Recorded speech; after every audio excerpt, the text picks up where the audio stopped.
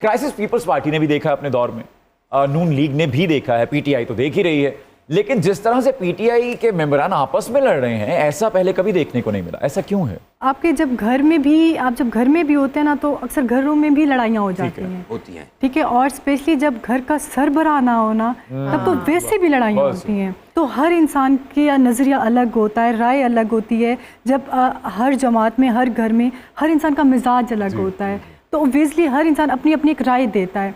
तो राय तो डिफरेंस हो सकती है, आपस में बहस भी हो सकती है, लेकिन ये कहना कि तरीके इंसाफ अलग है या अलग ग्रुप से या लड़ रही है, तो ये सरासर गलत है। अच्छा मोहसन, तुमने मेरी आंखें खोल दी। अच्छा मोहसन, आपकी आंखें ना भी खोलता ना, 20-21 दिन बाद आपकी नस्ल में आंखें खुल ही जाती हैं।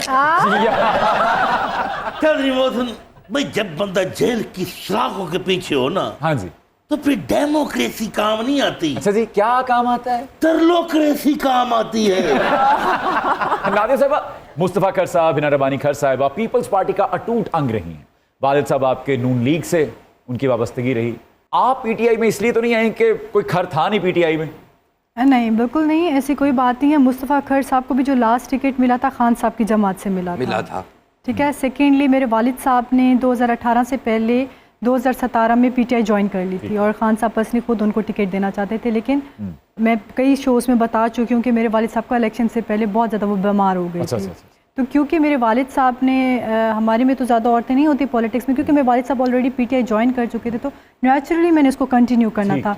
But as a Nadia Farooq Khar, मैंने जब से पॉलिटिक्स में होश संभाला है, तो मैंने खान के विजन को ही हमेशा फॉलो किया है। तो गोया अगर आपका कोई भाई होता तो आप सियासत में ना होती? ज़्यादा चांसेस थे कि वो होते जी, 100%। वो वालिद साहब की लेगेसी को कंटिन्यू, नेचुरल बात है, हमारी खानदान के मुताबिक वही होते। तो फिर ये सवाल उठता है कि बेटा और बेटी मुआशरे और सियासत में बराबर कब होंगे? देखिए, यही तो खान साहब का विजन है, सबको इक्वल देना। तो ये जो हमारी नई जनरेशन है, जो अब हम लोग हैं, तो हमें ये साबित करना है ना, हमें आने वाले टाइम को बेहतर बनाना है, ताकि हम औरत और मर्द को बराबर करें। आप मुझे ही देख लें, मैं खुद एक मिसाल हूँ अपने इलाके में। मेरे इलाके में औरतें बाहर नहीं आती, मुझे एक अपने फैमिली को भी फेस करना पड़ा, फिर बाहर आके इलाके में। अच्छा, फैमिली तो फिर फैमिली होती है ना, पब्लिक में भी कुछ लोग तो मुझे एज ए फारूक खर की बेटी मुझे वोट करने के लिए रेडी थे, कुछ लोग ओबवियसली खान साहब के साथ तो सब भी थे।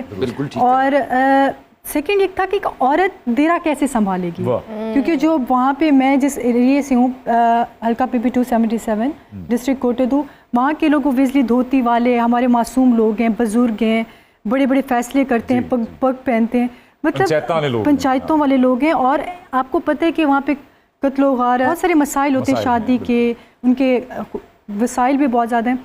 तो ये सारे मसाइल एक औरत, और वो भी मतलब इतनी छोटी बच्ची कैसे करेगी? तो ऑब्वियसली एक बड़ा मुश्किल होता है इस चीज़ को ब्रेक करना। तो अगर वहाँ पे उस एरिया में एक मर्द ही सूट करता है ना, लेकिन आप कह रहे हैं कि ये सिस्टम कब ख़त्म होगा?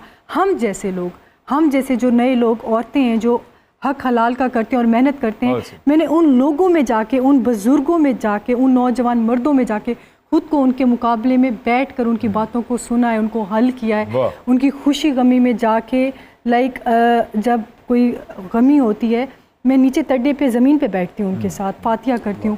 मैंने उस सिस्टम को ब्रेक किया कि मर्द और औरत इक्वल होते हैं और औरत कुछ भी कर सकती है।